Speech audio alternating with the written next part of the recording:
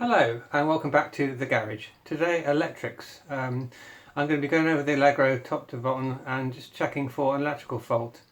When I bought this car it was showing the classic signs of a faulty core. It would run for a little while and as soon as it got up to temperature it would cough and splutter and die as if it wasn't getting power.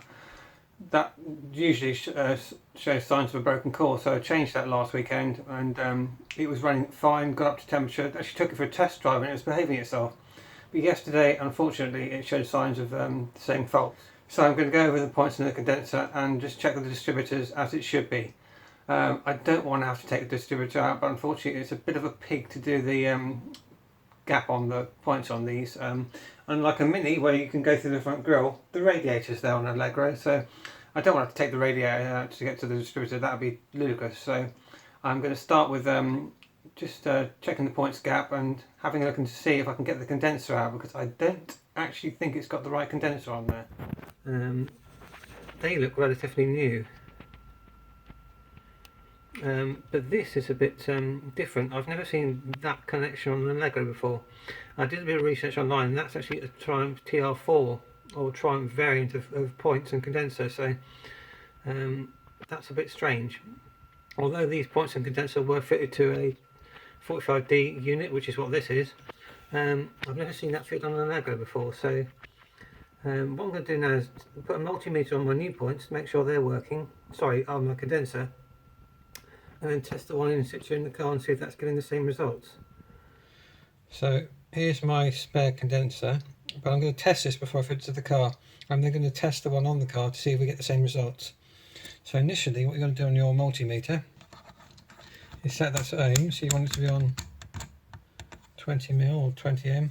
Go on, focus. There we go. So to test these, put that on there, and then just touch the body and you'll get a result.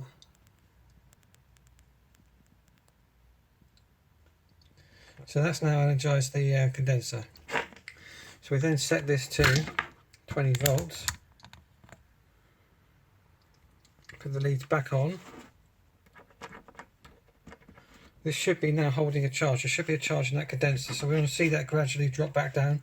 So just touch it. And there we go, that's discharging. So that's exactly what you want to see. I'm now going to repeat that on the car. Yeah, I think there's definitely something I missed there. It's just surging between 0.2 and 0, so I'm going to get this all out, I think, and have a good look at it. I would like to try and do it in situ, but it's such a pain in the arse. So what I'm going to attempt to do is reset the timing so everything's at top dead centre, and then get this dizzy out and rebuild it on the bench. So before I take the distributor out, I want to reset the engine to top dead centre. To do that, I'm going to rotate the crankshaft pulley until the little notch in it, which is there, corresponds with that tooth on the timing chain cover. I'll show you that on the car. Well, that was nice and straightforward. I just put a wire brush over it so I can see it clearly. I've rotated this by hand, which is easy enough to do. This is a low compression engine. And there is that little mark, if you can see it, just lined up with that tooth there. And that also corresponds to the rotor pointing at number 1 cylinder. So that's all in the right position. We can now loosen the pinch bolt or clamp on there and bring the distributor body out. What could go wrong? Well, somewhat scuppered. That's the condenser that was in there, which is a different fitment, and that's what should be in there. You've got this little tab here which slots into the contacts, so that'll be going on the car. I did plan to remove the distributor, but like all good plans, she's solid in there, so at least the timing won't be upset, but that's not going to, I can't leave it like that because I need to be able to adjust the timing at some point. But just having a look here, I've got the contacts into place. I just need to put the condenser in line there. And I was hoping to replace that earth strap, which is just hanging out of the right there. These always fail. I bought a braided one to replace it, but can I get that off? No, the screw's all rounded off, so I'm going to have to reuse that for the moment. Fun and games. So, this is the condenser I've removed from the car, which I suspect is faulty. I'm going to set the multimeter to ohms. It needs to be on 20M. Just touching the body now should give a charge to it.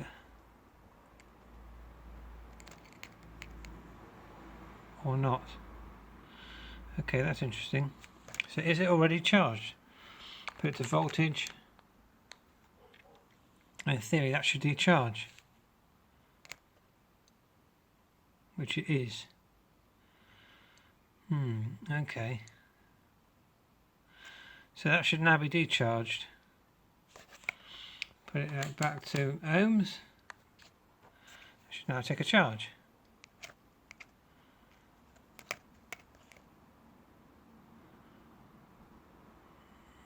Okay. It's not doing anything.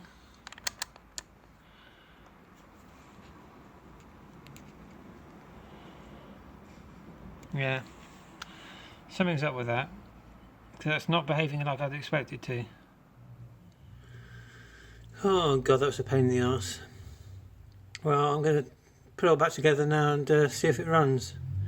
Probably won't, but I have to try these things at least. Well, I've measured the gap and it seems to be about where it wants to be. So let's give it a test run. Right, cap's back on. Let's give it a go. Not expecting to start first turn the key, but you never know.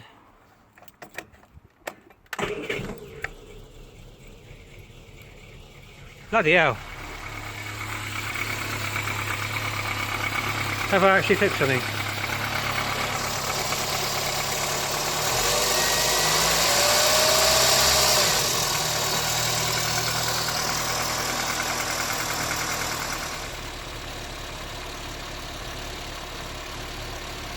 Well, she's running.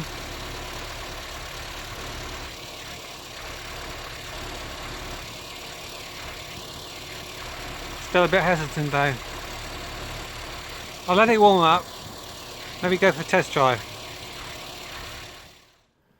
Well, success. I've actually fixed something again. It does look like it's that condenser.